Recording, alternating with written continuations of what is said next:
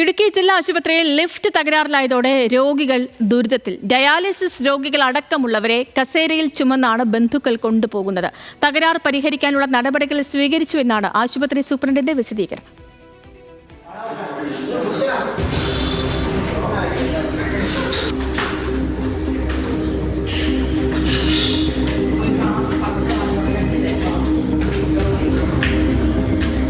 വൃക്കയ്ക്ക് തകരാറുള്ള രോഗികളടക്കം നിരവധി പേരെയാണ് ജില്ലാ ആശുപത്രി കെട്ടിടത്തിലെ മുകൾ നിലയിലേക്ക് ഇങ്ങനെ കസേരയിൽ കയറ്റുകയും ഇറക്കുകയും ചെയ്യുന്നത്.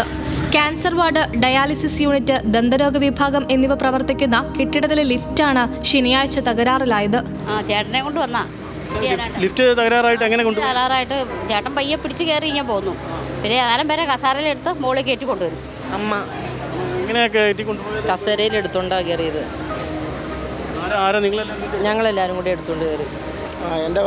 എൻ്റെ വൈഫാ കസേരയില ഞങ്ങൾ ചേരയില കൊണ്ട്.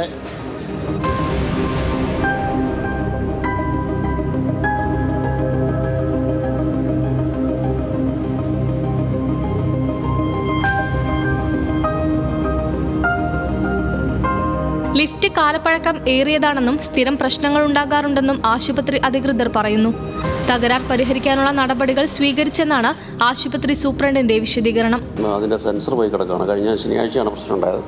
വളരെ പഴയൊരു ലിഫ്റ്റാണ്. ഇടയ്ക്ക് ജില്ലാ പഞ്ചായത്ത് കണ്ട് ഇന്ന് റിനോവേറ്റ് ചെയ്തതെന്ന് മാത്രമേ ഉള്ളൂ. അത് കഴിഞ്ഞ് സ്ഥിരം അതിൻ്റെ കംപ്ലൈൻറ്റ് സ്ഥിരം ഉണ്ടാകുന്നുണ്ട്. മൊത്തം കംപ്ലൈൻറ്റ് 10 ലക്ഷം രൂപ കണ്ട് മുടക്കി ഒരു പ്രാവശ്യം ചെയ്തതാണ്. തകരാർ പരിഹരിക്കാത്തതിൽ പ്രതിഷേധിച്ച മുസ്ലിം യൂത്ത് ലീഗ് പ്രവർത്തകർ സൂപ്രണ്ടിനെ ഉപരോധിച്ചു.